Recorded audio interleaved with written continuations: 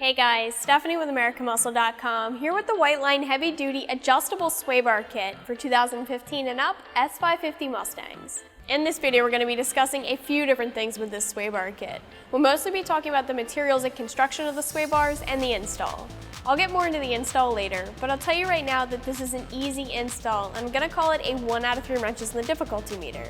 The Whiteline Heavy Duty Sway Bar Kit is going to be a good option for someone that's looking to thoroughly improve their handling for the S550 with one purchase and that doesn't mind spending a little bit more for a complete kit that's centered around heavy duty performance. Sway bars alone have a big impact on the handling of the S550, but this kit doesn't just stop with the sway bars. You get some extras here that make this kit different than anything else currently on the market. I want to start by looking at the sway bars first because they're the largest component of this kit. Now, the way sway bars work isn't complicated. During normal driving and cornering, the suspension is going to compress and decompress. A sway bar counteracts this compression and decompression. The weight transfer during cornering creates a twisting force on the sway bar, so the sway bar creates a lifting force on the outside control arm in order to create a flatter handling experience. And by flatter handling experience, I mean things like correcting understeer and oversteer. And I personally noticed a lot of oversteer in the S550 chassis with the stock components. There are a few things that affect how much of an impact a sway bar has. The thickness of the bar and its composition are going to play a big role, and these bars from Whiteline are solid spring steel.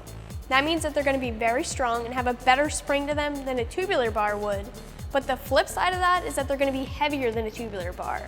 If you don't want the weight, there are other kits that you can check out. As far as sizes, the front bar is 35mm and the rear bar is 24mm, which are both upgrades over the factory bars. Depending on how you adjust the bar and install, you're changing the geometry of the bar. The shorter the lever arm is, the greater torque and more force the bar will have. This is what you're adjusting when you're moving between the holes here. The amount of force and torque that's going to be applied to that outside control arm in order to decompress the outside suspension. Whiteline actually gives great specs on these bars, and they tell you exactly what the difference in force is over the stock bars for each of these adjustment points.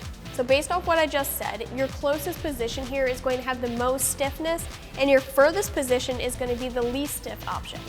The last thing I wanted to talk about when it comes to sway bar effectiveness is that suspension travel is going to affect the sway bar. When I say suspension travel, I'm mostly referring to spring rates. The sway bars and springs are going to work very closely together, like all suspension parts do. So if or when you shop for springs, or if you already have them, just keep your sway bars in mind. The basic rule of thumb is that sway bar thickness should increase as static spring rates decrease and vice versa.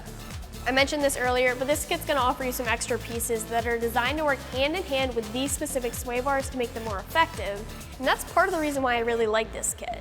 First, Whiteline includes some adjustable end links. They're not reinventing the wheel or anything, but it's nice that Whiteline includes these with the sway bars. They're the only ones currently doing this. You have to pick these up separately if you went with a different kit. The other thing that this kit includes is lateral locks. Now, this is a really nice touch in my opinion. The lateral locks are going to sit right next to the sway bar mounts, and what they do is stop the lateral movement, which is normal to have in all sway bars, no matter what you go with. A sway bar will shift laterally during cornering, and these are going to sit right next to the mount so that when the bar shifts, it'll bump the lock and hold the sway bar into place. As far as price, I mentioned this earlier, but this kit is designed for performance. It comes with some extras, and so you can expect to pay a little bit more for it. You're looking at spending between $500 and $600 for this kit. Other kits are costing about $100 less, but when you price out a set of adjustable end links to go with the other kits, you're actually going to be spending more than you would for this kit right here. The install for these sway bars is not difficult at all, and you're looking at spending about 2 hours to get it done and a 1 out of 3 wrenches in the difficulty meter. You need a handful of different tools, but nothing crazy. And as usual, a lift would really help you here, but the job can be done on jack stands if you don't have access to one. Your old sway bars are going to need to be removed, but that is just a few bolts. And I'd recommend greasing any new bushings well prior to the install, since waiting until after everything is installed will make that process much more difficult. I'd grease the bushings as much as possible, since poly bushings can be a little bit noisy after a short period of time. Getting the factory sway bars out is really only a few bolts. You might need to pop out your airbox to get to some of the bolts for the front sway bar, but the majority of bolts can be removed from reaching down through the engine bay, except for the end link bolts, of course, which will need to come out to make way for the new ones. Then you'll just have to maneuver the old bar out, which can get tricky, but it just takes a little bit of time. The rear bar is a little bit easier to get to. You can get to all the bolts from below the car. Just remove the end links and the bolts and the brackets that hold the bar to the subframe and sneak the bar out from below the car. The new bars install the same way that the old bars came out, so no surprises there. Just need to figure out your adjustment points and how you want the car set up. Wrapping things up here, the Whiteline Heavy Duty Adjustable Sway Bar Kit includes a front and rear adjustable sway bar that are solid in design and thicker in diameter than the factory bars for more rigidity. This kit is a very complete kit that's going to come with adjustable end links, lateral locks, and your bushings as well. As always, I suggest you check it out more online right here at AmericanMuscle.com.